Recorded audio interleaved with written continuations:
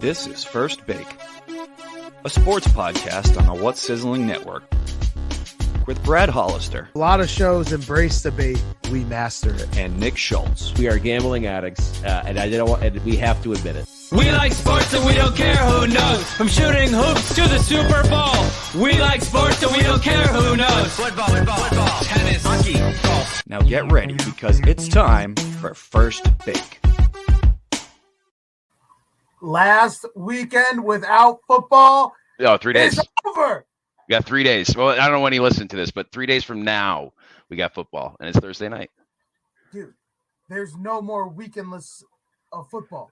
Yeah, it's basically, I tell Christine, it's like the relationship gets put on a hold, and she's like, what days? I'm like, well, Monday, Thursday, and Sunday usually. Thursday sometimes games aren't that great. Maybe Monday I won't watch them, but no, I'm on hold. Thursday had some better games than Monday last year. Monday had some weak games. Yeah, I think they're trying to push ESPN out. I think the NFL is basically saying, you're being assholes to us. Your ratings aren't that good. Your presentation's not that good. Where they don't even know who the hell the announcers are. They have Booger McFarland in there and everything. I feel like the Mannings are coming in. Yeah, I know the Mannings are coming in. So maybe this is going to be the sway. We're going to finally get a better scheduling for ESPN at this point. But I don't know. Dude, Thursday night we got no. So the thing with the Mannings too, I have a conspiracy theory that I want to bring up, and this is going to involve next year. So Pat Bowlen wants to sell the Denver Broncos, right? Peyton Manning wants to be an owner of a team. Oh my God. Pat Bowlen sells the Denver Broncos to Peyton Manning. Peyton Manning cleans house. He does one thing first, though. Gathers all his resources, goes to Green Bay, brings Aaron Rodgers in, signs Devontae Adams to a contract, and right there you have Peyton Manning, who was the owner of the Denver Broncos, flashy new quarterback, 39-year-old Aaron Rodgers. Yeah, that's my conspiracy theory is I feel like Denver is going to get him next year. That could happen. You know, you have Peyton Manning as the owner. He wants to make a big splash. And then who's you going to bring in as a coach? I don't know. Alex Van Pelt, you know, is old QB coach. Coming back. Dungy's coming. Yeah, we're bringing back all the old favorites. Elway's coming out, but he's only going to be the mascot, just running around. No more player personnel for John Elway. So. Yeah, that's why he's a mascot. All you have to do is replace the big head with his head. You're good to go. Oh my God, dude! The NFL, everything is heating up. Finally, we got our fantasy football draft coming up tomorrow. That's tomorrow. Which we were very smart by waiting because there's been a litany of injuries. Guys are dropping like flies out there. Which T's and P's to all those guys. Hopefully, they heal up and get back to the road to recovery as soon as possible. But this is why you do your fantasy football drafts late, people. This is why people do it like August 20th, and you're drafting people like J.K. Dobbins that gets injured or out for the year, and that's like the guy that's your second, third round pick. Yeah. You're even like last year, I forgot who went out right before everything happened, but like you just have to go as late as possible so you can actually get a good draft out of it. The worst is when you have those auto drafters with you, and no matter what, their bench is going to be J.K. Dobbins, Cam Akers, Travis Etienne. So speaking of injuries, the Ravens lost another running back today. They lost Justice Hill, tore his Achilles, out for a year. Listen, the logo curse is real. You stepped on the Titans logo, they're cursed. The Ravens have a curse on them. I think it's way up. First, it starts with the Achilles tendon, and then it's going to go higher. You're going to get some calf tears during the season, get a blown ACL. Lamar Jackson's going to be in a body cast. Dude, and the thing is, too, they brought in – I was going to ask you, should they brought in Todd Gurley before. That no one wants Todd Gurley. The guy's 29 years old. His knees are like 48, 49, maybe 50. He got arthritic knees. He played all right last year. Yeah, but like he had like a 3.3 yards per carry. Yeah, but they have other options, too. They brought in Devonta Freeman, who was recently cut during the cuts, which is one of my favorite times in the NFL because I do feel bad for them. But that's the XFL can take a look at these guys. And Le'Veon Bell. They brought Le'Veon Bell in, and honestly, I feel like Le'Veon Bell, even though again he's 29, he's a little malcontent. I feel like that's a pretty good option for them to throw Le'Veon Bell with their running backs who they have right now. It's Gus Edwards, Tyson Williams, and that's it. Isn't it crazy to think though, Gurley and Le'Veon Bell were like the talk of the NFL 4 years ago? Yeah, and that's now how it works. They're both under 30. And just free agents, and no one has any interest in either of them. That's how it works with running backs. Like running backs have a shelf life. That's why they want bigger contracts for running backs because, like, you look at like a Nick Chubb, who's like first contract he's going to be going great, and then you don't know how it's going to go with him. Derrick Henry right now. Derrick Henry's on his second contract, so all these second contracts for running backs are all like 3-4 year contracts for big money. So No, it just Henry took a pretty good deal. so did Aaron Jones. Like they're basically making 12 or 13 million, Yeah. and that's total, which is insane when you look at the No other what shit. they do during a game, dude. And the thing is, this year you got an extra game now, so you're going to have to carry another running back. You're going to have to share the load. So with this Ravens team, I like the Lev Bell option too, because Baltimore has terrible receivers every year. Awful. Le'Veon Bell's a guy that you could put in the slot. You know what I mean? Like not too many other running backs you could do that with, like McCaffrey. But like even though Lev Bell isn't at that elite level anymore, he could still do things only a couple guys on the planet can do. So I think that's a great fit for Baltimore because with their offense being such a college style of, pre-snap motion and fake reads and all that, like guy like Le'Veon Bell, you could put him in the slot out of nowhere. And like you could have a two-back set. Two-back set is what I was going to say, motion Bell out to the slot. Now you could have a run-pass option where either you're handing it off to Gus Edwards, throwing it to Lev Bell on a swing. Like bringing him in, there's a lot that Baltimore offense could open up. Yeah, and you're high on him. I'm not really still high on him. I'm not. Lamar Jackson. Like Lamar Jackson, he'll have a better option running around that he could find Le'Veon Bell to dump off to because Le'Veon Bell's got good hands.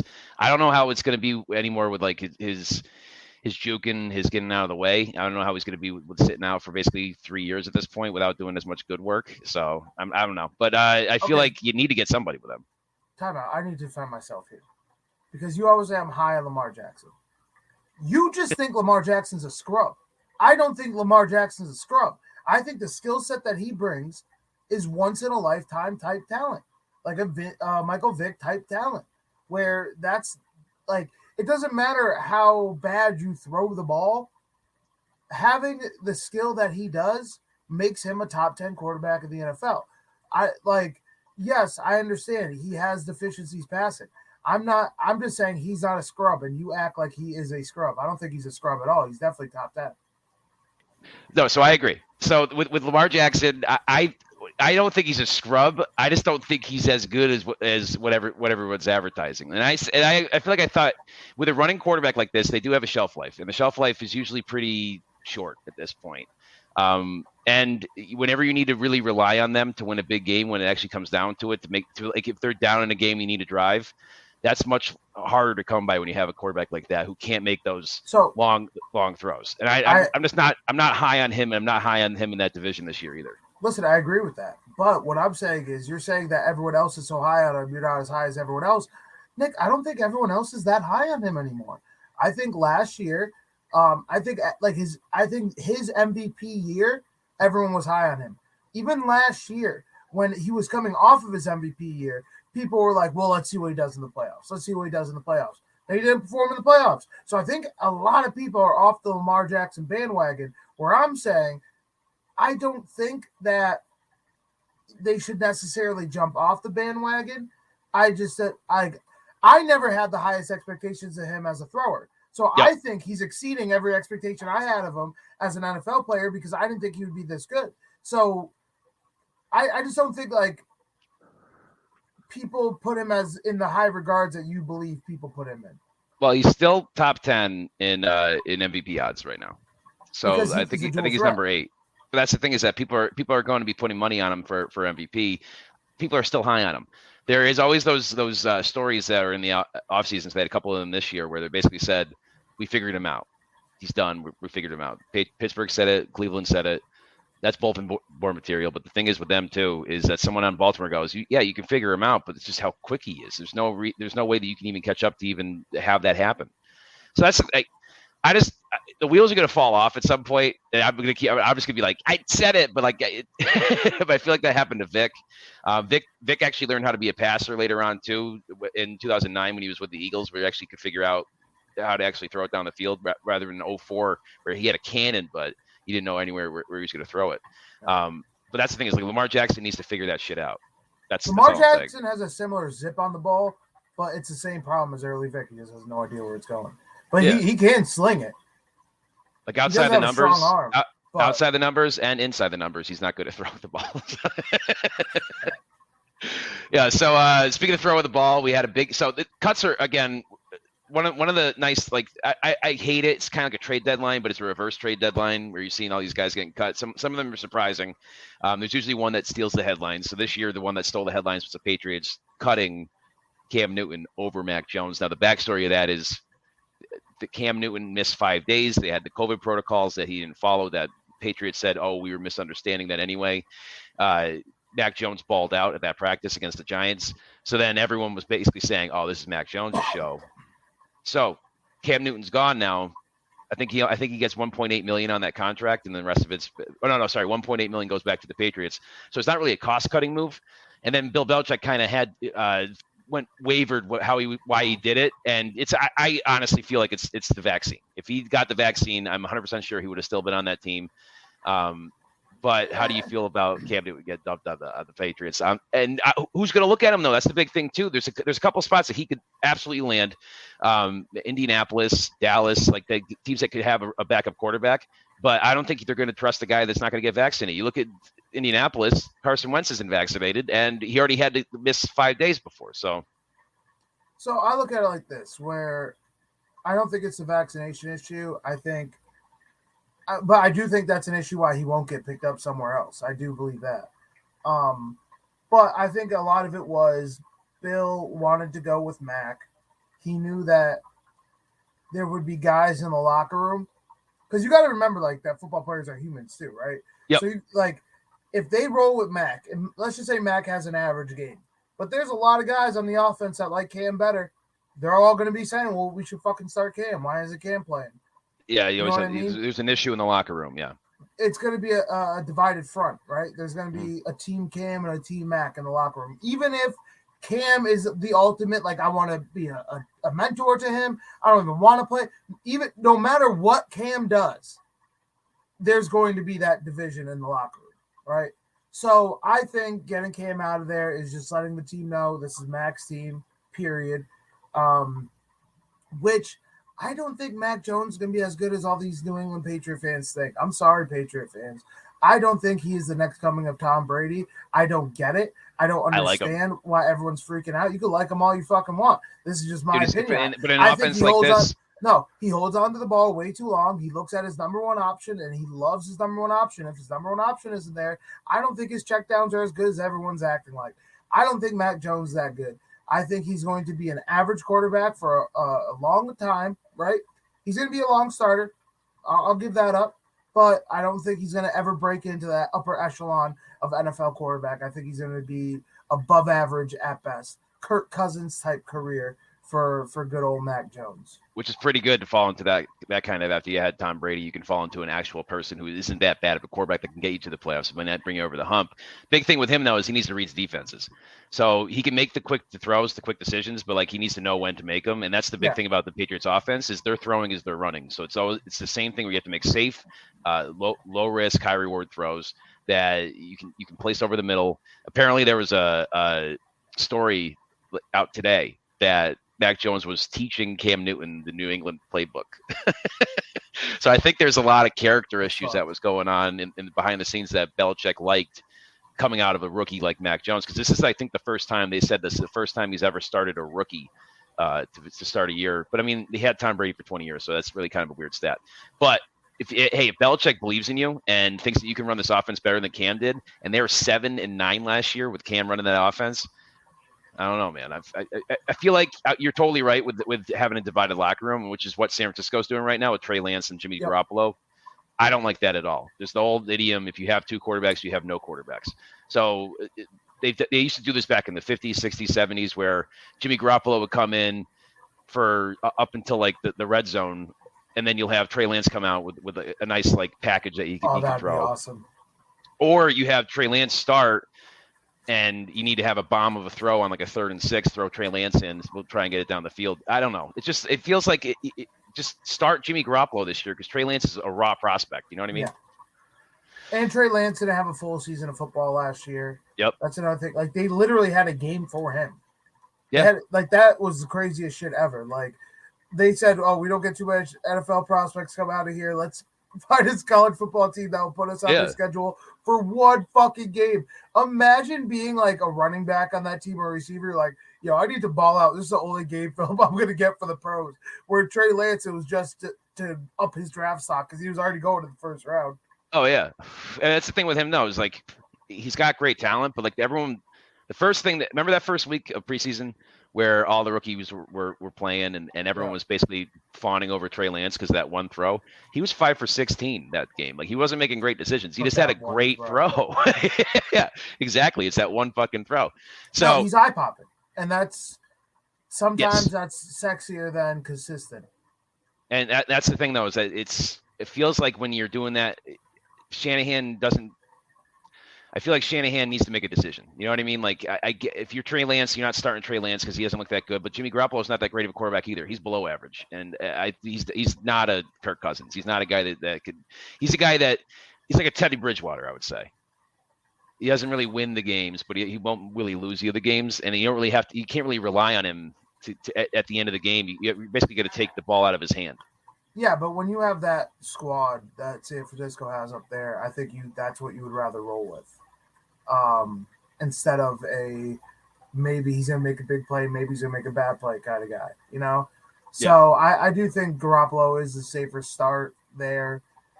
But they're in a great situation. All these guys who are starting the vets, this is the thing about starting vets, and I don't understand why there's ever an issue behind this. You start the vets over the rookies. Because guess what? If the vet doesn't play good, you can go to the rookie. But if you start the rookie and the rookie doesn't play good, this is what happened with the Bears. It's what happened with the fucking Bears. Why are people questioning the Bears putting in Andy Dalton? It's the smart thing to do. Plus, if you're a coach, if you're a coach like Matt Nagy and you're on the hot seat, what I'm going to do is I'm going to start Andy Dalton first, and my last ditch effort is me bringing in Justin Fields and saying, all right, let me roll with him now that we got that guy out of the way. That's exactly what you need to do. And people are like, why the hell are they starting him? Start Justin Fields now. That's a special kid. He looks great. You're thinking about like your head coach and you need to save your job. You're not fucking starting the rookie right away. Yeah, that's going to kill your team. Yeah. You need to build up the locker room to get behind the rookie. Like the guy, he's still sitting, but you need to build up that locker room to get like rally around him. Then you can roll off like 2, maybe 3 games in a row where you look really good. Then maybe that can change your season. Best case scenario, fucking Andy Dalton and Jimmy Garoppolo play great. And you don't have to make this decision till next year. Like, that's why starting the vet always works. It always works. I don't understand why there's ever controversy behind it unless you have a special type of talent where it's just undeniable that man needs to start game one. You know what I mean? Like Trevor Lawrence with Gardner Minshew. Yeah. Andrew Luck. If you have a Mac Jones, Cam Newton's gone. Get out of here, Cam. We're gonna have 3 rookies starting this year off too, right? We're gonna have Mac Jones, we're gonna have Zach Wilson, we're gonna have Trevor Lawrence, and those are and by the end of the year, probably 5. Yeah, probably, dude. We'll definitely get Trey Lance coming in. We'll definitely get Justin Fields coming in. Yeah, this is gonna be a crazy season. Did you see recently that high school game that was playing on ESPN real quick? Oh, dude, with the fake high school? Fake high school. Dude, they apparently were like already happened before with them, and ESPN was all they had to do was Google this fucking team, and they would have figured out that this team didn't exist. If you didn't hear what it was, basically this team scammed ESPN into Sycamore, right? Bishop Sycamore High School, and it's not when I say high school, it's very loose verbiage on high school because it was a team filled with like 20-year-olds, like dropouts, like GEDs and shit. Dude, that's all it was on that team. And then dude, I would love to go to Bishop Sycamore. Dude, I get national television spots. Come on. Plus, there was a guy on the field too that like tore his ACL and he was like 26 years old. Like this is his last time to play. Like, I wanted to do it, getting stomped 48-0 on national television. That's the funniest part to me that no one talks about. Everyone's just like, oh, ESPN got duped. Let's talk about the 25-year-olds that got fucking blown out by a high school football team. There's all these 25-year-olds that are sitting at the bar going, yo, if I only got on the field right now, if I could do it all over again. If I had my mind that if I had the mind that I have now in high school, I would have been I'd beat them every time. Dude, I could beat that high school right now. Those are a bunch of high school players. Look at me right now. A bunch of fucking 16-year-olds smoked them, dude. Yeah, they cut to the fucking defensive tackle laying on the ground. No one helping him out. These kids are fucking watching TikTok on the bus while these other guys are playing Game Boy Advance. and fucking they got smoked by the TikTokers. Dude, no, this was like that scene in Mighty Ducks where like the Mighty Ducks 3 where the varsity team just schools the Mighty Ducks. Like that first part where they're like, you got to know how to play like a team. Bishop Sycamore's like, no. Dude, their head coach had a warrant out for his arrest. Why would you go on national television with a warrant? That's the easiest way to be found. Hey, that's Bishop Sycamore, baby. Yeah, that's how it rolls, dude. I want to get a jersey, dude. I have a lot of jerseys. I want a Bishop Sycamore jersey now. If you find one, can you order me an extra large? Oh, absolutely, dude. I guarantee you those like the website. God, shirts gotta exist. 100%. There's gotta be a jersey that someone's making right now. Dude, there's people on the internet that you could order from like Argentina. They have like they look like game worn. They like I want they, like, take the marks the guy who tore his ACL. If you're out here listening to First Bake, I will pay $500 for your jersey. Oh, dude, to get a game worn Bishop Sycamore jersey? Yeah. Oh, only of the guy who tore his ACL. I want that one. It probably wasn't even made of real material either. They're probably just actual like Hanes shirts with just colored in just to get on the field. Top of the line jerseys. They said, listen, we got to fake it good. Like, if we're going for this, we got to go all out. So I'm sure the jersey's top quality. That's why I'm getting the best bang for my buck. $500. It's going to be worth every penny. Dude, like imagine just like going out there as Bishop Sycamore, just getting like you're like we could find. I'm still thinking this is hysterical. We could beat these high school kids. We got them, dude. We got 7 years out of these guys. 58-0, smoked. You didn't even get across the midfield. They called it a 5-star recruit versus a JV team. In the middle of the broadcast, Steve Levy was apologizing. Oh, I'm sorry. Could you imagine the madhouse up there? You're literally like, all right, find out what the fuck this high school is. They were making fun of. They said that some of these guys were 5-star recruits. They couldn't find them on the field because they gave them wrong numbers. What a mess! What a mess, dude. I loved it. And that's why football's great. It's always a story. And you said like football's back. It's great. I still like baseball. We were watching. We went to a baseball game the other night. Yeah, we did out of nowhere, and great seats too. Great seats. We're a last minute fucking thing. 5 rows up. We were on the third base side. I went to the Fenway Park. It was Indians and Red Sox. Dude, we got there pretty late though. So we got there like the 6th inning. Yeah, we got there at the top of the 6th. Were those guys that were people were like sitting on our seats and like they had full meals that were put down. They had a great time there already. 6th inning. So these guys aren't showing up, and then all of a sudden we show up like, oh yeah, these are our seats. So they fucking had to gather their peanuts and Cracker Jack and get the fuck out of our spot. Like, dude, we made it there before. Oh my god, it was hysterical, dude. We saw it for like 1 hour, and there was nothing when we got there too. Yeah. And all the action happened when we got in there. They were waiting. They were waiting for us. Dude, I think the old man that let us in was like a witch or something, because he said they were waiting for you guys for some action. Yep. And then when he took the ticket, that something gold shined. I forgot what it was. It was like a spark happened. Yeah. And then I heard like and I was like, something's happening right now. Bet on a blown save. Remember, I bet on a blown save before the game, and we actually got a blown save in the game. Everything happened for you. Everything happened for you. Yeah, seriously. Who bets on a blown save before a game? We'll just do a blown save. Ottavito's good too.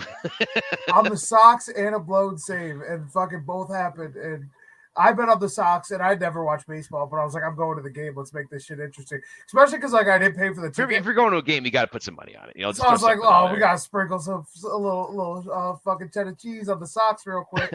Luckily, they pulled through. They pulled through. So great time. Dude, and that was a big thing too. We saw a walk off. Yeah, you went to a baseball game. You saw a walk off. Come on, it just what a great day. We had a great day with that. Got there, 3-run jack almost instantly. Top of the 9th, Cleveland ties it. Bottom of the 9th, walk off. Dude, it was 3. Best 3 innings I've ever seen in my life. With a home run too. Yeah, just fucking. Dude, you were there. We were there for like what? Hour tops. And it was the coolest hour I could ever have on a baseball game. I don't like baseball, and it was fucking electric. It was awesome. So I made some money then. So right now, what we want to do is we want to make money for the whole season. So we want to basically. There's a couple of bets that I wanted to make. Obviously, those over-unders that we were doing, there's a couple of those I feel really good about. Like I do feel like 11.5 is a little too high for the Ravens, so I like the under on that one. That's one of the ones I really like. I like the do you think they're going to win more than 11 games? Dude, but just the way you're so like instant to be like, no. The running backs are all getting injured. It feels like this is one of those momentum years where a lot of shit's going to go wrong for them. They have to hit the reboot button. Listen, I have a Derrick Henry down in Tennessee. Yep. Lamar Jackson's electric, dude. Oh, yeah. No, I know. I know he's not the greatest thrower of the football, but he's a guy that could he's a guy, honestly, that could account for almost 400 yards a game. Like, that's crazy. Not too many guys could do that. He could throw for 250, rush for Kyler Murray, almost every game. I think Kyler Murray's a better passer. He's just smaller, so I think he can get injured easier. No, but neither of them really take hits, dude. Lamar Jackson doesn't take hits. Lamar Jackson doesn't take hits. The thing is, he doesn't slide, but I don't know how he doesn't take hits because he figures out where the hell to run out, and he just can literally so sideways fast. run more fucking fast. It's insane. Oh, over there, 30-yard line. All right, I'm already here. He's incredible. Yeah, so that's the thing. Like, Kyler Murray is kind of like in the same mold as Lamar Jackson, but I feel like if you switched Kyler Murray and put him on the Ravens, I'd be a lot more scared of the Ravens if you put Lamar Jackson on Arizona. I think they're both I'm only a better basing fit this for on their team. Harbaugh and Kingsbury, so I wanted to ask you that real quick. Do you think Kingsbury's on the hot seat this year? No, I heard you say that when we went up on our trip this weekend. I don't believe so at all. I think this team's going to perform well. So I don't think there's going to be a reason for him to be on the hot seat. But like last year, they had a pretty decent year. And going into it, I had high expectations for him, but not a lot of people did. So like overall, I mean, I think he's been doing a fine job. The thing is, they ended up they started off good. They started off hot last year. They're 6-1 or 6-2, maybe 6-3. Remember in the preseason, I was super high on the Cardinals. I thought they were going to do great, and I looked very smart in the beginning of the season, and they just fell off the face of the earth. And they went 2-5 in the last 7 games. They went 2-5. So that's on coaching to not bring them back, and also it's on Kyler Murray, who again I think it was after that hit that happened in the Bills game where he was on the sideline. He throws that Hail Mary, he gets hit out of the bounds. That hit, and then the subsequent hit against Seattle, like he definitely was hurt near the end of that year. So he's got to figure out a better way to actually keep him protected. And if they start 2-5 or they start 2-6, this is your guy. Kyler Murray's your guy. This is what you always think about when you're an owner or you're a GM. That's my guy that we're putting all of our stock into. That's our number one pick. That's our franchise. Are you sticking with Clint Kingsbury if they're 2-6 at the start of the year? Yeah, because him and Kyler have a good relationship. But him, yeah. So I know, but you dumping Kingsbury halfway through the year is telling Kyler, "You're next, bud." No, it's telling Kyler, "We believe in you. We don't believe in him. Who do you want? We're putting the offensive coordinator in charge right now, but then after that, we'll talk to you about who we want to do for a head coach." Yeah, I don't know that, but there's other guys that I feel like are on the hot seat too, like Zach Taylor. They're going to start 0-1. I know that much. That's what I'm saying, though. They have a tough schedule to start the year. They have a lot of teams I think they have to go up against Green Bay to start the year too. Excuse me, Kingsbury just like, listen, I'm saving my hot streak for the end of the year this time. Just wait. It's a reverse. We're doing a reverse Uno. We'll start off 2-5. We're gonna end up 8-8. We're actually maybe 9-8. We'll figure it out. But we'll figure it out. Depends we'll cross how that hot bridge when we get there. Yeah. So speaking of coaches. We're going to start this award section off. I want to go, who do you think the coach of the year is? I'll give you who the favorites are for Vegas right now. It was actually pretty solid. This is one I was thinking about. Ron Rivera. Number 2, Kyle Shanahan. Number 3, Brian Flores. And you can tell this is definitely because they like to put these names up here and people are going to bet on them. Number 4, Urban Meyer. And number 5, Bill Belichick. Who are you going to go with? If Bill Belichick wins 11 games, which I feel like they can do. They have a pretty easy schedule.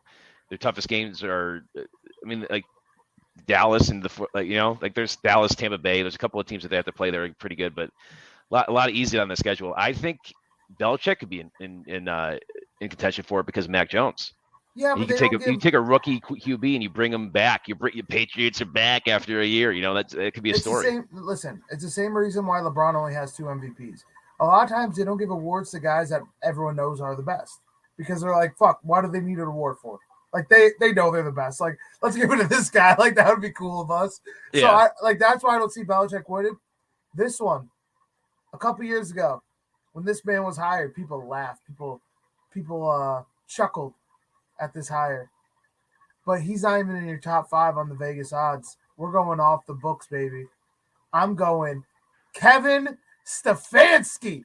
So that's what I was going to say is Coach Kevin Stefanski. Of the Cleveland Browns is going to get Coach of the Year this year, and I think that team, their defense is going to be incredible.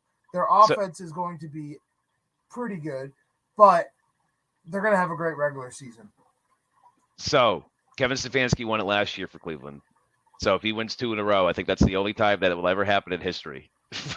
but what I'm thinking is that this guy, who is a 2-time winner previously, if he brings this team to 11, 12 wins, which he absolutely can do with that quarterback and Fitzpatrick, I think Ron Rivera, including like getting his team on board to like all basically be the team bonding, to do the vaccinations, to get everyone together to do it. I feel like Ron Rivera could easily win. Vaccinated. That's what Yeah, he said dude. Yeah, dude. conference. Yeah, and he's like, I'm fucking disappointed in my team, and the team rallied around him, dude. There was like a full house when they had on field vaccinations, like after a practice one day. Oh, and you want to hear my dark horse for Coach of the Year? Not really No. dark horse, but this would be my second option behind Stefanski. Sean Payton. Yeah, I like Sean Payton if he has with Jameis Winston, and who else I like too, because this team was really good last year. But if they win more games this year, Sean McDermott is a good option too at the Bills. Yeah.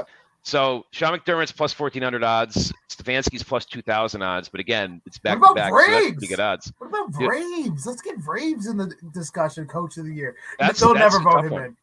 They'll never vote him in. He just like there are certain guys like Belichick's another one. There's just certain guys with their personality that, like you could tell like no motherfucker's gonna vote like for I'm not kidding. I don't want that guy in a coach of honor circle with us. Like we don't want a guy coming up with a dip bottle to make his speech. Yeah. Like, We don't want a guy doing burpees just before he does this. You'd be getting the fucking the Detroit Lions guy as coach of the year. Dan If they Campbell? end up Dan Campbell, come on, let him go up there. Let him crack Man, 2 let beers me like tell Steve you. Austin. no, dude, he has 2 things. He says he has like 2 like 32 ounce big cups from Starbucks that he gets filled up every morning, and he goes, and I get a couple of the espresso shots in there. Kadoosh, kadoosh. That motherfucker shot balls. He's great. Yeah, I love him, dude. I love that guy. Kadoosh, kadoosh. He's like the same guy as Patricia that was previously hired, but Patricia was definitely more of an asshole with it. You know what I mean? Like you No. could tell that he was more of like a bully Not with the his same stuff. guy. Dan Campbell is like a fucking. I'm talking about like the same kind of personality where they're brash, they're like unpredictable with their players. Dan Campbell's a complete opposite end of that same spectrum. But one's an introvert, one's an extrovert. That's the Exactly. difference. That's what I'm saying. Where- Yeah. What? Matt Patricia is like a sarcastic prick, and he's not like fun about it. Where Dan Campbell is just the most fun motherfucker of all time. Dude, and his odds this year, dude, +4, I think +4,000. So that's actually pretty good, dude. You throw $10 on there, you get fucking 400. Let's do Because they could win 6 games and he could get Coach of the Year. Like that's how bad Detroit is. Dude, Detroit's real bad. I think Detroit's So- definitely near the bottom of the league of this year. I think they're going for number 1. That's why his odds are not that terrible, because they're like, this is a team that can win 6 games and Dan Campbell might fucking win Coach of the Year. This is good. This is pretty good right here, though. The 2 worst ones with the worst odds are David Culley from Houston, which I agree. I think Houston's terrible. But the other guy is John Gruden. I put some money on John Gruden. Maybe because, dude, they could have won a lot more games last You're a year. lot They had a higher lot on- of shit happen to them. You're a lot higher on the Raiders than I am. Well, I like the That's Raiders it. this year because I feel like, again, how long has John Gruden been there where they're in mediocrity? He finally has his team again, another round of it. I don't know. I feel like they beat the Chiefs last year. They have a good team. This David Carr is a guy that's, again, like kind of like a Teddy Bridgewater, where he's not going to win you games. He's not going to put you over the top. Yeah, and I just don't see them having enough. I don't understand why people are high on them every year. Like, offensively, their only weapon really is Darren Waller. I mean, Jacobs is good, but we talked about short life for running backs. So, like, how long is he going to be good? And I think last year, he, like, right towards the end of the year or something, like, didn't he tail off or some shit? Like, then they brought someone in to, like, split carries. The thing is, there's two. Yeah, they're splitting carries, but the thing is, like, there's two. It's too many games this year where a guy like Josh Jacobs, who goes into the pile every time, is not going to be able to last like a Derrick Henry, who goes into the pile every time, but he's a fucking freak specimen. But like the guy that they brought in this year is a guy that could spell him, Kenyon Drake. So that's why I like Kenyon Drake on that offense, because again, Kenyon Drake is a weapon out of the backfield. And pass then catcher, too. yeah, and then remember Hunter Renfrow, who almost hit a home run. We got Hunter Renfrow on that team. Brian Edwards, Henry Ruggs. So the thing is, Henry Ruggs is disappointment, and he needs to step it up. He's a speedster.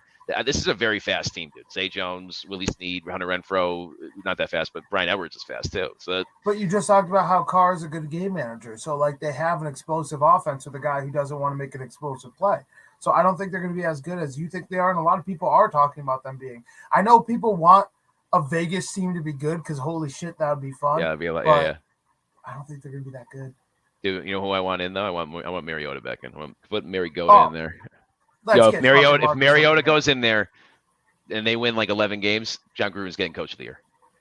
Oh, dude, I heard a stat today that he never when he started more than like 10 games or something, he never had a losing season in the pros. And I was like, oh yeah, Titans were like, they were never like good with him, but like they either just missed the playoffs or just made the playoffs every year with him. Good enough. Again, that's just good enough. That's basically what it is. And if he comes in and they win 11 games, and he plays what, 10, 11, 12 games, comeback player of the year, Marcus Mariota. Sure. Yeah. So comeback player of the year. We have a top 5 right now. I really think there's only 3, 4 that you can do right now. I'm not even gonna look at it. Dak Prescott, Christian McCaffrey, Saquon Barkley, Marcus Mariota. And in the same draft, number 1 pick overall, Jameis Winston. I think it's a very Dak story, though. If Dak comes back and he's throwing 5,000 yards, it's going to be hard to go up against Jameis Winston, but that's a story.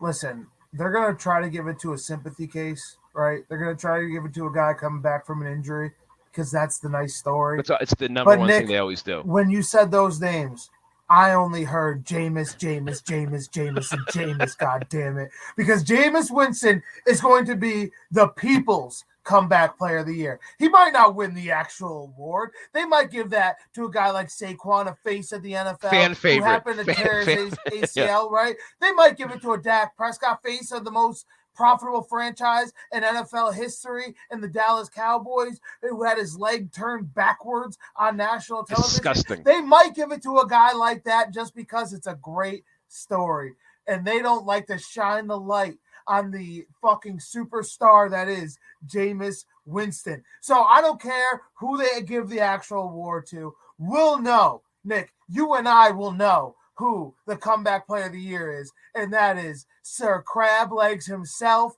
Jameis the God Winston. And he can finally read, and he'll be able to read his name in that award with his beautiful eyesight this year, with no glasses, no contacts. Because you could send shit to the facility. No matter what, I think we should send him a comeback. First bake comeback player of the year. First bake, the people's comeback player of the year. The fan favorite, Jameis Winston. Another name to bring up, though, that's interesting is Joe Burrow. Joe Burrow's got plus 800 odds. And that's an opportunity that you can get in there again. But he lost his leg last year too. But he was a rookie. I know, but that's his second year. He hasn't started. A lot of adversity. It's a lot of adversity. He's coming back from just starting. You know what I mean? Like, doesn't that sound weird?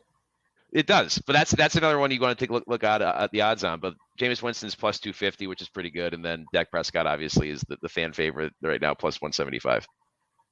I'm surprised he's not minus. Yeah, you're never going to make a minus for an award like that. I know, but I'm just saying, like, it's very obvious he's going to win it. Oh, 100%. And then another one that's going to be really obvious I feel is really obvious is Defensive Player of the Year. Who do you got for Defensive Player of the Year? Defensive Player of the Year is definitely one of those awards that it seems to go to Aaron Donald every year, which it's hard not to argue that.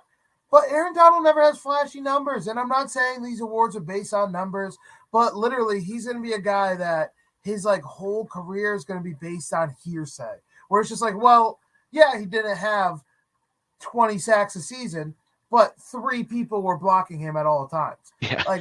That's going to be Aaron Donald's legacy, which is going to be very strange to have to explain to people. But a lot of people were high on TJ Watt last year, and they thought he was going to win it. I think with all this contract dispute going on in Pittsburgh, I don't see TJ Watt getting it. I think he's going to be a little bit disgruntled. I don't think it's going well for him. I think it's going to go to the Defensive Rookie of the Year last year. I think Chase Young is going to make another big leap and it's going to be between him and Aaron Donald. And I think they're finally going to stop giving the awards to Aaron Donald because Jesus Christ, how many do you need to fucking have?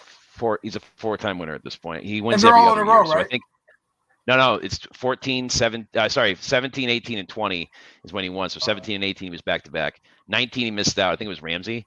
And then 20. Now we got 21. No, we got Miles. So I also think you can put in a guy like Myles Garrett. Myles Garrett's going to have the defense is bolstered up. Plus, he was a little bit taking it back with his asthma last year and everything because of COVID. So this year he might be a little bit better coming off an off season. And again, you have across the way Clowney, who he doesn't pass rush, but again, he's going to have eyes on him. So I don't know. I like Myles Garrett this year. I think that's a good option. The top, what you would get is plus 550 for Aaron Donald, plus 550 for Myles Garrett, plus 650 Chase Young, and then plus 1,200 for TJ Watt. So we talked about the top 4 guys. That's how Vegas feels. That's how. Hey, Vegas. Hire us right now. So we're going into you know what? We'll start with defensive rookie of the year. Defensive rookie of the year is something. This guy's at the top of the list, but it is smart because he's there. He's the Dallas Cowboys middle linebacker that they drafted out of Penn State, Micah Parsons, and that's a flashy guy to get. What I like is from Washington. If you get like Davis in Washington, who's behind that defensive line, he's going to get a lot of good tackles on that defensive line, dude. Like. I think there's a couple linebackers last year on Washington had over 100 tackles. That's guaranteed that you can get for Davis on that team.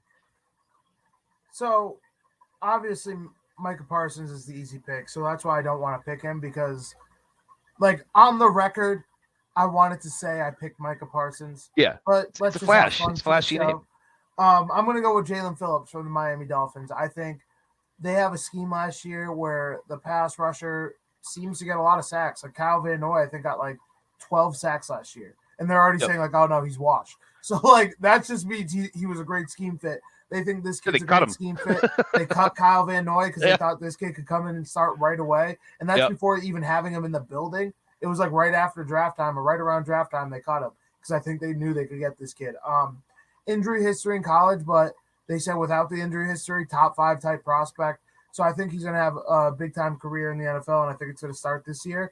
So on the record, Micah Parsons, just because like we talked about before the show, middle linebackers a lot of times win this award because they get a lot of tackles because they're right in the thick of it. But I like Jalen Phillips as pass rusher. I think he's going to get a lot of sacks. So if I have to have an alternate pick, it's going to be Jalen Phillips, Miami Dolphins.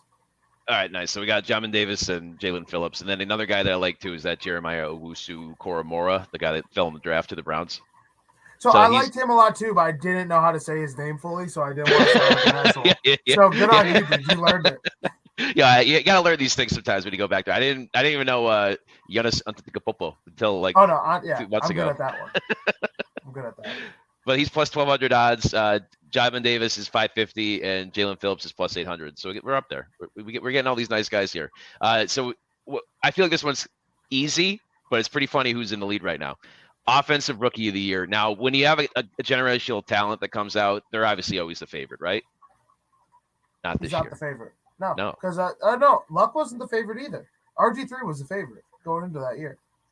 But again, you're going to be assuming that the generational talent that coming out of college that everyone's saying is the greatest college prospect of all time is going to translate to the NFL. Mac Jones. No fucking way. Mac Jones. Dude, this is how strong the Patriots. Dude, it's Vegas odds because I don't want to say how dumb the Patriots fans are, but like how they get behind a guy. They immediately get behind a guy, dude. Mac Jones was named starter, and everyone was out there. Dude, and the craziest part was when like they got Cam last year, everyone went nuts. Yeah. This year, when Our buddy Mac got good, Cam Newton, the jersey. Yeah, So, and then fucking Mac Jones played good in the preseason, but they're still like, oh, this kid's the future, but we're rolling with Cam. Cam's our ready. guy. You see Cam playing too. Cam's lighting it up. And the second Cam got cut. Thank God Cam's gone. We got back fucking Jones. Yeah. Like, what? Dude, that's how it is. Dude, it's like a syndrome where, like, no matter what happens, it's the greatest possible thing that can happen, and they jump right on it. It's like, dude, way, baby. Dude, I'm telling you, I wanted to check it out when that happened, but to start it off, it's Mac Jones plus 275, and obviously number 2 is Trevor Lawrence plus 400. I can't believe that. Like, I cannot believe that a betting favorite. I think before the season starts, this is before the season starts. I can't believe that Mac Jones is a betting favorite over Trevor Lawrence.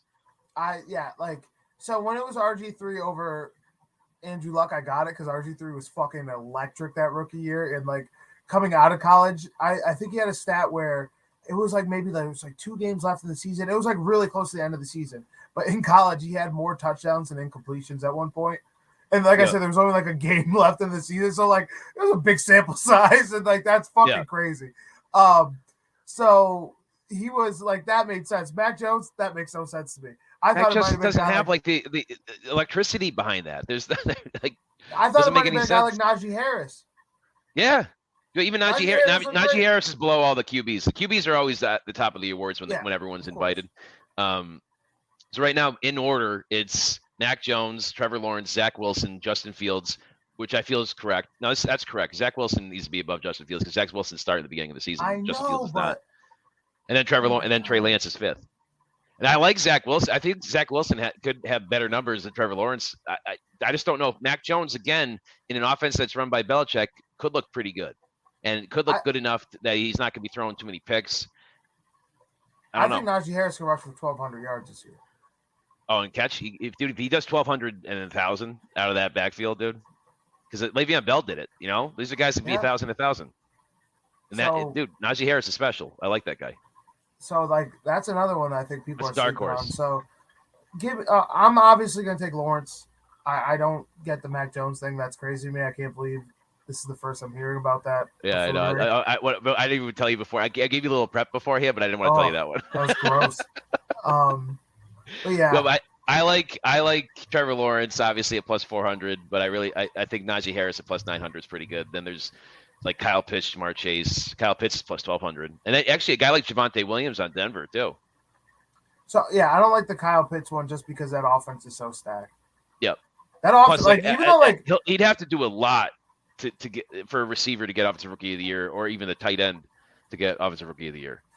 Yeah, but I think there's a lot of buzz behind him, so that's gonna help. Yeah, a lot of 100%. people are like Kyle Pitts gonna be an all-time great tight end, so that's definitely not gonna hurt his case. But yeah, give me Trevor Lawrence. I think he's gonna, even if they have a terrible record, he's gonna put up bonkers numbers, dude. Trevor Lawrence is the real deal.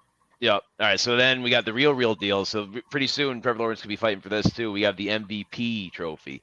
So I'll give you the top 5 right here. I like a guy at the end. Top 5 is Pat Mahomes plus 450, Dak Prescott plus 650, Josh Allen plus 800, Aaron Rodgers plus 1,200, and Stafford plus 1,200. I like Stafford a lot. I think Stafford on an offensive like that with a new coach and like a rebuilt vigor and going up in that division, and they have a pretty good schedule too. I like Stafford a lot. I think Stafford's good odds for MVP. Yeah, I mean, too. I think that's the fun one to sprinkle a couple bucks on. Yep. You know what I mean? But this is what I'm thinking. Last year, this man was robbed for MVP. I understand Aaron Rodgers had a great year, but it wasn't an all-time. Only 8 other human beings on planet Earth did this type of year. He literally passer rating like record. There's 3 passer rating records, and that was his second. That's a made up stat. No one was keeping that stat back in the day, so no one was competing for that stat.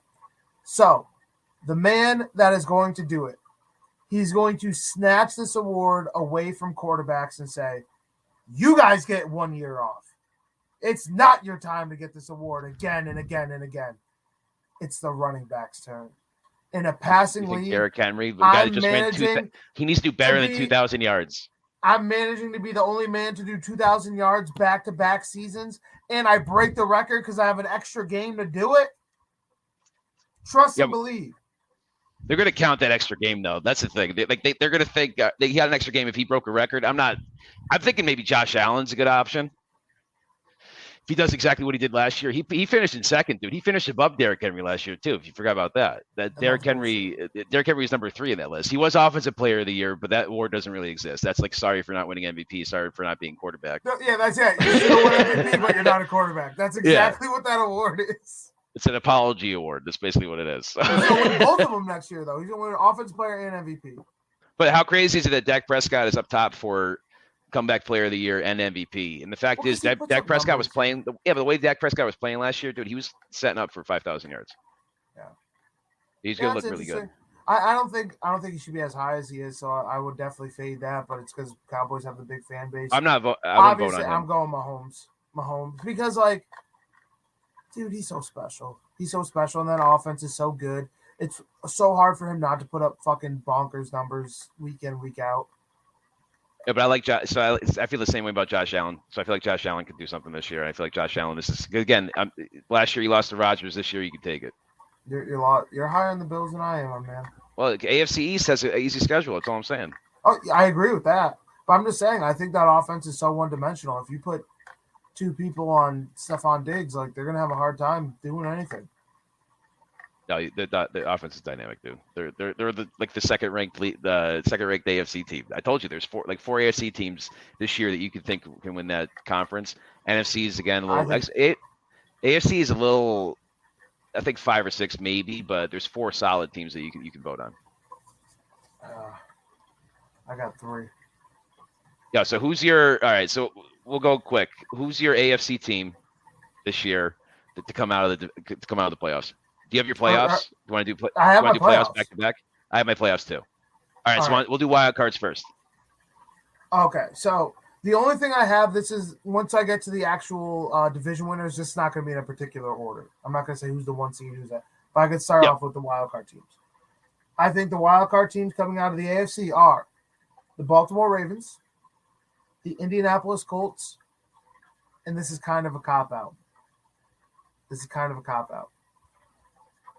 It's either going to be the New England Patriots or the Miami Dolphins. Whoever finishes second in the AFC. You got to pick. You got to make your pick. Do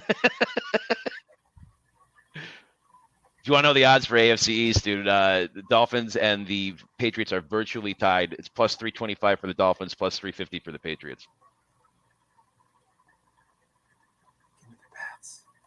All right, I'm putting the Pats in. Dude, Pats are one of my AFC wildcard teams. I'm putting the Pats in. I'm putting the Dolphins in. I'm putting both of them in, and I'm putting in the Chargers.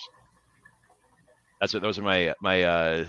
I think the Colts could fight for it, and I think the Pittsburgh Steelers and the Ravens can fight for it. But I feel like the Chargers, give me the Dolphins, and give me the Patriots again because of the easy schedule. I feel like the AFC is going to be playing at least 3 double-digit win teams. Yeah, fuck. I'll take the Pats. So I'm going to go with Ravens, Colts, Pats. Yep, I'm doing Pats, Dolphins, and Chargers. No order right there. So coming out of the AFC, how do you see that going? So my division winners in the AFC, I got Chiefs, Titans, Bills, Browns. Yep. And I think coming out of the AFC for the first time since 2000, the Tennessee Titans. Last year, remember people, last year not only did I get the Super Bowl correct, I got the winner correct. I'm predicting. And I never put my eggs into my team's basket because I always think that's, I don't know, like, it makes me look like I'm being biased. But no, I'm using my football brain. Hard schedule. They might limp into the playoffs. It might not look good going into the playoffs. But they're going to be so battle-tested with the schedule. Tennessee Titans are going to make the Super Bowl, my friends. My team was a fucking fumble at the pylon and a 14-yard run by a backup quarterback away from beating the Chiefs and going to beat those Bills because the Bills did not look that great. My team is the Cleveland Browns. They rebuilt their defense. They got Clowney. They got John Johnson. They got Troy Hill. Dude, Anthony Walker at middle linebacker. Dude, that defense is going to be stacked this season. Their offense is back. Odell Beckham's back. I don't know if Baker has a hard-on against Odell Beckham, but maybe if it works, that's going to be magical, dude. Odell Beckham come back into the game. And then you got Nick Chubb, Kareem Hunt. Dude, their tight ends are still good. Njoku and Hooper. The thing you got to question is, can Baker Mayfield make the next step? And he was playing pretty good last year. So I like the Browns. He started playing good when he realized he's a game manager. Once he was like, oh shit, I'm not gonna ever be the guy on an NFL team. He started playing fucking really good because dude, he's the guy. Got his role. He's a leader on that team, dude. People rally around Baker Mayfield. That's fine. That you could be that. He's got a hose too, dude. What about his arm? Big old hose. And then his arm's good too. Yeah, so I'm picking the Browns. Browns are plus 750, and then the Titans are a little bit down from that. They're plus 1,000. So if you bet $10, you can win $100 out of it. You bet $100, you can win $1,000 out of it. You're welcome, people. Everyone Dude, who's listening to the show, put $10 on the Titans to I'd say put $10 out to Go the out of Browns if you AFC. want to win $75. And then the Bills right there plus 752. Now we're going into the NFC. The NFC wild cards. The NFC I feel is a very top heavy. I think there's only 3 teams that I really am behind. How do you see the NFC going with wild cards? So this one is kind of tough for me because I want to do another cop out, but I know you're not going to let me. No cop outs. So no cop outs. We're betting here. my wild card teams are going to be the Cardinals, the Cowboys, Ooh. and the Jameis Winston-led New Orleans Saints, baby. Let's Dude, go. I think the Saints. So you think the Saints? I think Jameis Winston in that offense. Sean Payton was 8-1 last year, where Drew Brees didn't play. He's basically got a Drew Brees in Jameis Winston, who was listening to Drew Brees the entire year last year, who could actually read the playbook with his brand new eyes. Now he can see everything. He's not going to be seeing blurry jerseys, dude. You're thinking 40 turnovers. I'm thinking 40 touchdowns. That's what happened the last couple of years with Jameis Winston. I think this New Orleans Saints are getting the playoffs, but I'm not putting them at a wild card. I'm winning their division. I'm getting the Saints to win, dude. I'm telling you, dude. They won the division last year. They won the division last year. That's the thing. Know, Tampa Bay was a wild card. The Bucks yet. But I said that because I wanted to put Tampa Bay is going to be in a wild card spot for my NFC. Also in the wild card for the NFC are going to be. I'm going to put the Seahawks in there because I feel like they can still win 10 games. And I feel like the middle ground of the AFC is very middling at this point because then you have Seahawks, San Francisco, Arizona. Those are all the NFC West. You have the guy that's going to come out of the NFC East because I think like they're a 2-team division. I feel like the Cowboys are winning that division, and I feel like the Washington football team is going to be my last wild card. So I got the Seahawks, I got Tampa Bay, and I got Washington as my wild cards. Who do you got for the divisions? So for the divisions, obviously, I have football team winning that division. I don't think the Eagles. Eagles are going to be or the Giants fighting for the first pick. Yeah, I don't think the Eagles or the Giants are there yet. So I have the football team winning that division. Obviously, the Packers. I'm going with the Tampa Bay Bucks over the New Orleans Saints, and I'm going to go with the Los Angeles Rams to leave the NFC West, which is murderer's row. Like the Niners are my alternate team for the playoffs. I'm just nervous about 2 quarterbacks. I don't think Seattle's going to be that good this year. I feel like but Seattle's kind of a team that's like an old favorite where they're always going to at least make something. They're at least going to win 10 games. You got Carroll there, you got Wilson. Dude, it feels like that's a team that just doesn't go away until something drastic happens. It's starting to. Dude, and what's a great great odds that I got a couple days ago. I got plus 205 on the Rams for winning that division, which is insane. They actually had the 49ers on top of that. That's changed recently. Now it's plus 190. They're tied with the 49ers. So I'm still going on the Rams to win that division. I'm going to go with the Packers, obviously. I'm going with the Saints to beat Tampa Bay, and then Dallas to win that division too. Who do you got coming out of the NFC? So earlier I talked about how the Titans are making the Super Bowl first time since 2000. And the team they matched up with in 2000 is the same team they're going to match up again. And this Super Bowl home stadium. In their home stadium, SoFi Stadium, Titans versus the Rams. Matt Stafford is going to bring this team to the next level. I'm not saying he's going to be MVP because I think that team's just so stacked and it's so even. I think it's just going to be a team effort that's going to get them there. I think it's going to be a lot like the Bucs last year. New quarterback just brings a very good team to a elite team.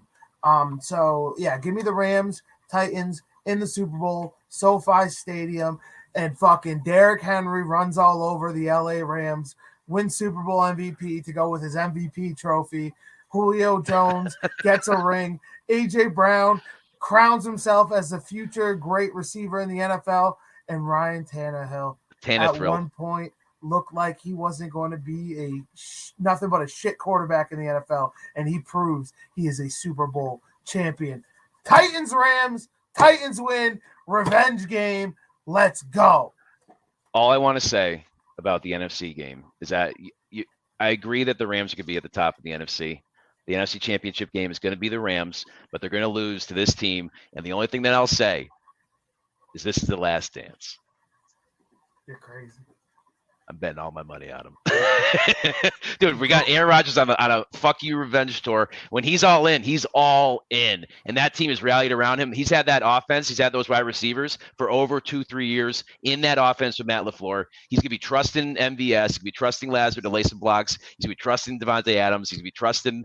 Dude, they got Aaron Jones in the backfield. They just drafted a guy in the late rounds, Kylan Hill, who's going to be electric out of the back. We got A.J. Dillon, Quadzilla.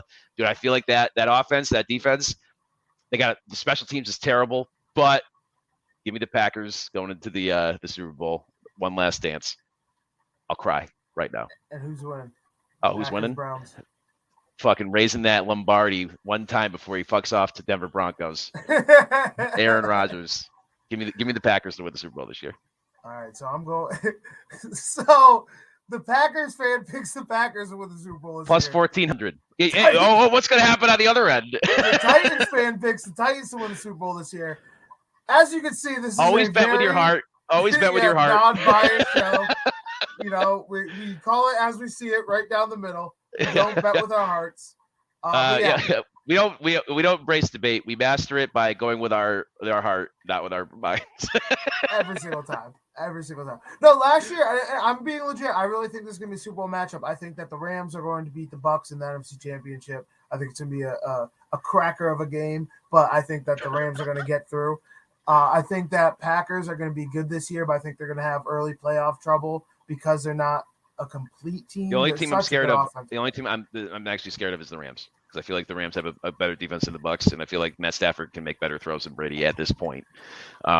But I feel like the only reason I don't like the Bucs into the finals is that the Rams are going to beat the Bucs in the playoffs, and I feel like they're going to beat them earlier because I think the Rams stack up really well against them. I do too. Yeah. So I think Rams are going to be electric this year. That's why I like Titans Rams in the Super Bowl. No, but if you want, I like the Rams to win the Super Bowl if you want to put money on them, because if the NFL, things are weird with karma and Kismet stuff, and you just had Tampa Bay win in Tampa Bay. Next year, you got SoFi Stadium, LA, you got Matt Stafford coming in, maybe finally winning, getting the chip off his shoulder. We're going to the Super Bowl. You can put some money on the Rams. I like them too, dude. They're all these odds right here that are pretty good. You got Packers plus 1,400, Titans are plus 2,000. Rams are up, dude. They're plus 1,200. The top four teams that they're picking, obviously they're going to do a rematch. Rematches never happen. So you have Chiefs, Buccaneers plus 450, plus 700. The third favorite is the Bills. Bills are plus 1,100. And then you got the Browns at plus 1,600. Titans. So there's a lot of money to be made this year, I'm telling you. This is a good year to do it. Because I feel like there's a lot of if you're a favorite fan of these two teams. I can't believe, we're how much we're off on the Chiefs though. I you know why? I think they're gonna have we didn't really even talk about them. That's the thing, is that I just feel like you can't do it 3 years in a row. 3 years in a row is tough, dude. It is, but dude, you got to think that they have revenge on their minds. It's not like they've won it 3 years in a row. Where now they didn't really look good 3 years in a row either, because even San Francisco, they didn't look good until about 10 minutes left in the fourth. That's what I'm saying. So like they might have a chip on their shoulder. But going in this their division year, got better too, because Chargers are better. That's the thing. And you know what's actually a little weird about the Chargers too? You got a different. Dude, the Chargers got better. Fuck you, dude. Chargers are not that good. Chargers won like 7 games last year. And they got better. Dude, Herbert's going to be in there, dude. It's the second year. They fucking stink. I like him. They got a new coach too. I'm so sick about hearing the Chargers. Like, people are talking like the Chargers won 10 games last year and missed the playoffs. What I'm saying is they fucking stunk. What I'm saying is that they could beat the Chiefs. Denver didn't get any better. Vegas can still beat the Chiefs. LA's better. And thank you for joining us. They can pass it out from me talking about the Chargers. Rolling down Imperial Highway, the big nasty red at my side. Santa Ana winds blowing hot from the north. We were born to ride. Roll down the window, put down the top, crank up the Beach Boys, baby. Don't let the music stop. We gonna ride it till we just can't ride it no more. From the side bay to the valley, from the west side to the east side, everybody very happy, 'cause the sun is shining all the time. It's like another perfect day.